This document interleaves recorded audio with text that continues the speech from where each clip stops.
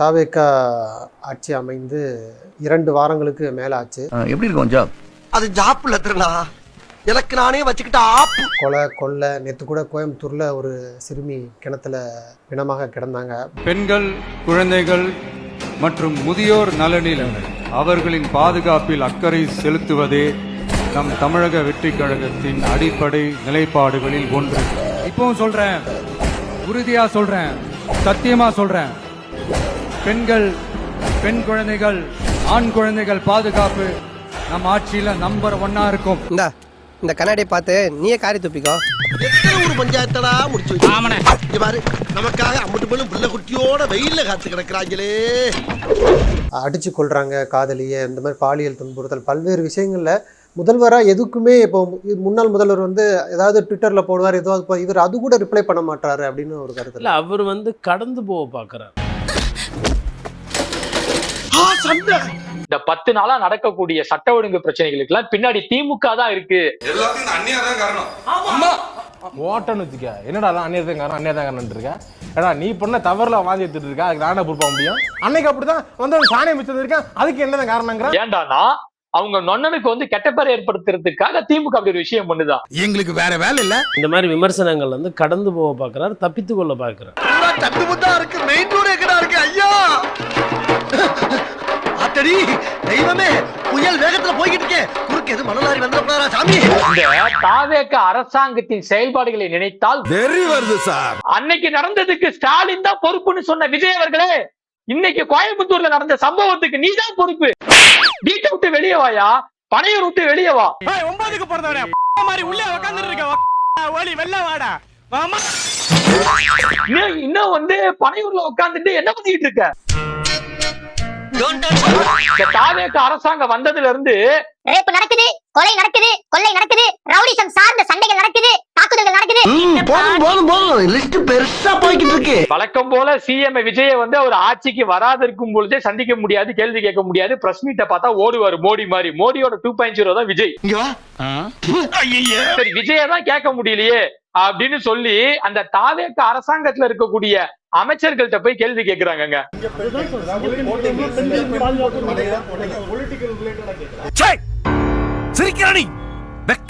உங்க வீட்டுல ஒரு பொண்ணு இருந்து அந்த பொண்ணுக்கு இப்படி ஒரு விஷயம் வந்து நடந்திருந்தா இந்த யதார்த்தமான சிரிப்பு வருமா?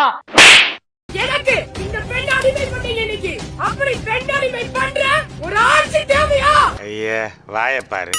அந்த கோபமும் ஆக்ரோஷமும், அதுவும் இன்னைக்கு உங்க ஆட்சியில ஒரு குழந்தை பாதிக்கப்பட்டிருக்கு. எங்க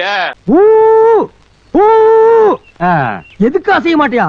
இனி உன் காதுக்குள்ள அணுகுண்டத்தான தூக்கி போடணும். அப்ப அது நடிப்பா இல்ல இது நடிப்பா? சொல்லுல தான் நடிப்பா. இல்லை இல்லை இல்லை, ஆமாம் கோபால். பர்வேஸ்னு ஒரு அமைச்சர், அவர் பார்த்தா போன்ல ரொம்ப இனிமையா பேசுறாரு. என்னப்பா தூக்கிடுவேன், செஞ்சு விட்டுருவேன், வச்சு விட்டுருவேன்.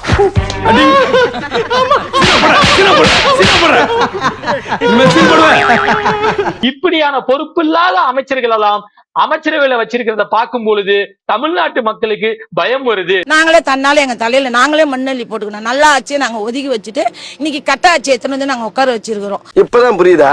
லேட் பிக்கப்டா நீ. நீங்க அன்பார்ச்சுனேட்லி என்னன்னா நம்ம முதலமைச்சர் வாயை திறந்து பேசுறது இல்ல. டேய் வாயில என்ன சவுடாடா, புண்ணாக்காடா, தடிமாடு, வாயை திறந்து சொல்லடா. பேசினா அவருக்கு ஒரு சில விஷயம் தெரியாது அப்படின்றது மத்தவங்களுக்கு தெரிஞ்சிடக்கூடாதுன்னு நினைக்கிறாரா? அதான் மண்ணா, அதேதான். இந்த வந்துங்க குழந்தை சம்பந்தமா வந்து விசாரிக்க போனவரு அங்க என்ன பண்றாருன்னா உட்காந்துட்டு ஓன்னு அடுக்குறாரு.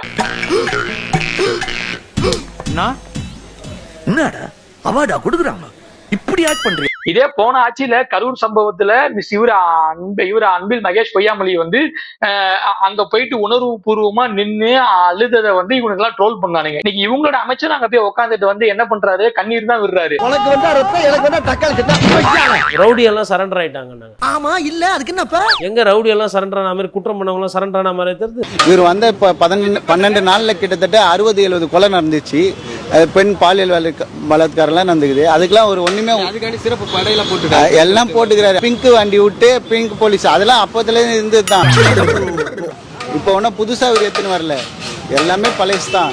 அவர் எத்தனை வந்தது அப்படியே எத்தனை. ஆனா அது அவர்னாச்சும் கொஞ்சம் வேகமா செயல்படாரு, இன்னும் மந்தமா தான் செயல்பட்டுங்கிறாரு. டேய் மெல்ல மெல்ல, ஏன்னா செவருக்கு வலிக்கும். ஏன்டா போட்டன்ற நிலைமைக்கு வந்துருவாங்க. இப்போ ஆல்ரெடி வந்திருக்காங்க, ஜென்சி கிட்ட சொல்ல ஆரம்பிச்சிட்டாங்க. நாட்டு மக்கள் ஒண்ணுமே புரியாம ஓட்ட போட்டு தள்ளிவிட்டாங்க. ஒன்னும் பண்ண முடியாது. 5 வருஷம் அவ்வளவுதான். 200 யூனிட் கரண்ட்னு சொன்னாரு. அதுல உட்டாலங்கடி வேலை பண்ணி பட்டணமும் போட்டாங்க மக்களுக்கு. ஆட்சிக்கு வந்த அடுத்த நிமிஷம் 200 யூனிட் கட்டணம் இல்ல மின்சாரம். சென்னையில கரண்டே கிடையாது. நான் என்ன சொல்றேன்னா, உங்களோட ஃப்ரீ கரண்ட்டே எங்களுக்கு தேவையில்ல. நாங்க காசு கொடுத்தே கரண்ட் வாங்கிக்கிறோம். எங்களுக்கு கரண்ட்டை மட்டும் ஒழுங்கா விட்டா போதும். தொடர்ந்தோட 3ஆம் நாள் 11 மணிக்கு போகுது, 3 மணிக்கு தான் வருது. ஒன்னும் தெரியல, ஆப்பு கண்ணுக்கு தெரியாதடியோ. பவர் கட் அதிகமா நடக்குது, அவதிப்படுறாங்க. நைட்டு ஃபுல்லா தூங்க முடியலன்னு மக்களுக்கு அவதிப்படுறாங்க. எங்க ஏரியால விளக்கே எரியலங்க. ரோட்லயா வீட்லயா? ரெண்டுலயும் தாங்க. டேய், போஸ்ட் ஆபீஸ் போன போடு. போஸ்ட் ஆபீஸ்ல இபி ஆபீஸ்ல. இவனுங்க கிட்ட இதே ரோதனையா போச்சு. மாற்றம் தரேன்னு சொன்னானுங்க. ஆனா தினமும் கரண்ட்டை கட் பண்ணி கற்காலத்துக்கு நம்மள மாத்திட்டாங்க. கண்டிப்பாக மின்சார வாரியம் உங்களை எல்லாருக்கும் தெரியும், 20 ஆண்டுகளாக ஒவ்வொரு நாளும் நலிவடைந்து வந்து இன்னைக்கு கிட்டத்தட்ட 2.5 லட்சம் கோடி கடன்ல இருக்கு. 2500 பணம் கொடுக்கல, கடன்ல இருக்குன்னா புரிஞ்சுக்க முடியுது. கரண்ட் கொடுக்க முடியலன்னா அப்ப என்ன அர்த்தம்? நீ சொல்ற பூரா நம்பி ஏமாறதுக்கு நான் அவனும் சொங்கியும் கிடையாது, உன்னை மாதிரி மங்கியும் கிடையாது. ஃபெலிக்ஸ் ஜெரால்ட் இருக்காருல்ல, ஃபெலிக்ஸ் தேசிய செய்தி தொடர்பாளர். அவன் ஒரு காமெடி பீஸியா. அதான் பொய் சொல்றதுக்கு வன்மத்தை பரப்புறதுக்கு இல்லாமடா செய்தி தொடர்பாளர்னு ஒரு போஸ்டிங் வேற. என்னன்னாலும் நான் பெரிய மனுஷன்ல. பெரிய மனுஷன் மாதிரி நீ நடக்கியடா. அப்ப இதெல்லாம் பொய் ஃபெலிக்ஸ் வந்து எதற்கு பண்றாருன்னு பார்த்தா ஒரு விஷயம் சொல்றாங்க. என்னமோ வர வந்து ராஜ்யசபா எலெக்ஷன்ல எம்பி சீட் வந்து இங்க கேட்டிருக்காராம் தொகுதிக்கு. ஆசை வேணா இருக்கலாம், ஆனா அதுக்கு முக லட்சணம் வேணும் இல்ல. அதற்காக தான் இப்படி விழுந்து விழுந்து பல்ட்டி அடிச்சு மல்லாக்க அடிச்சு எல்லாம் அவர் வந்து விஜய் கட்சிக்கு வந்து முட்டு கொடுக்கறதா சொல்றாங்க. நீ பழனிக்கே பால் காவடி எடுத்தாலும் திருப்பி மறுபடியும் நீட்டுன்றா அதுன்றா. சார் நீங்க என்ன சார் பண்ண போறீங்கன்னா கடந்து போயிடுவேன் அப்படின்னா என்ன சார் இது? பக்கத்துல அருவா இல்லையா, அவன் அப்படியே வெட்டிடுறேன். உங்களுக்கு பிரச்சனை இல்ல, கடந்து போயிடுவீங்க. யாரோ தானே கஷ்டப்பட போறான். எத்தனை 1000 படைகள் வந்தாலும் எனக்கு என்ன? உனக்கு என்ன? நீ எங்கன்னா ஓடி போய் ஒளிஞ்சுப்ப. முன்னாடி நீ சண்டை போட போறது நாங்க தானே. 2 கோரிக்கை தாங்க. விஜய் சார் உழைக்கணும், மக்களுக்கு நல்லது செய்யணும். இதெல்லாம் நடக்கிற காரியமா? வேலூர்ல இன்னொரு செய்தி என்னன்னா, சூளையில செங்கல் சூளையில போயிட்டு நாங்க தாவேக்கா நிர்வாகி எங்களுக்கு மாசம் 1 லட்சம் ரூபாய் கொடுக்கணும் அப்படின்ற மாதிரி ஒரு காணொளி வருது. பாத்தீங்களா சார், பிராடு பசங்க சார். செங்கல் சூளை உரிமையாளர்களிடம் தாவேகா நிர்வாகி விஜயகுமார் மாமூல் கேட்டு மிரட்டுவதாக புகார் கூறப்பட்டுள்ளது. கண்டுபிடிச்சிருக்கீங்க, நான் முதல்ல சொன்னேனே. இவர்தான் கரைய போறாரு, பாய் கொடுத்தா போகணும் சொன்னாரு. எது யார் வீட்டு பணத்தை யாரா பங்கு போடுறது? நான் என்ன கேக்குறேன்னா, ஒரு ஒன்றிய செயலாளருக்கு செங்கல் சூளையில என்ன வேலை? ஒரு சில்லற வேலை இருக்குங்கயா. என்ன வேலை? டிஸ்பிஸ்ங்க. அத நாங்க வர வைக்கிறோம், தட்டி புளிங்கடா. செங்கல் சூளைக்கு உங்க ஒன்றிய செயலாளர் போனதுனால தான் வீடியோ வருது. நர்ஸா இருந்துட்டு டாக்டர் மாதிரி பிஹேவ் பண்ணிட்டு டாக்டர் வேஷம் போட்டுன்னு போய் பண்ணதுனால தான் வருது. Doctor Mokkasamy, hello.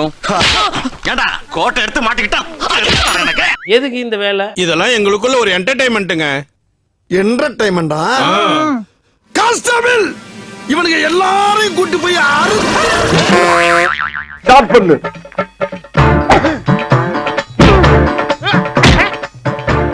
இங்கிட்டு வா. அப்படியா?